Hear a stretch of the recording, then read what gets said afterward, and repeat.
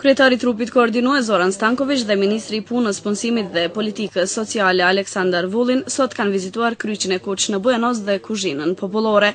Mysafirët u pritën nga sekretarja gjenerale e kryqit të Kuç në Serbi Vesna Milanović dhe sekretari i kryqit të Kuç në Bujanovc Bratislav Lazarević. Pas vizitës që ja bën kryqit të Kuç dhe kuzhinës popullore në Bujanos, të lartë përmendurit folën për problemet financiare që i ka pasur kuzhina popullore dhe zgjedhjen e tyre në të ardhmen. Stojan Qarsic, zëvendës kryetari komunës së Bujanocit para të pranishmëve, tha se kryqi i Kuç është dashur ta njoftoj komunën me kohë për probleme që i ka dhe ne do t'i kishim dalë në ndihmë.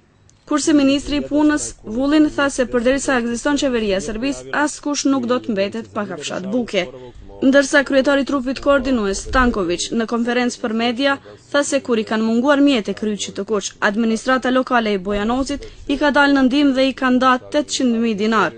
Shpresojmë që në të ardhmen problemet e kryqit të Kuç të zgjidhen me ndihmën e buxhetit komunal të Bujanocit dhe qeverisë së shtetit.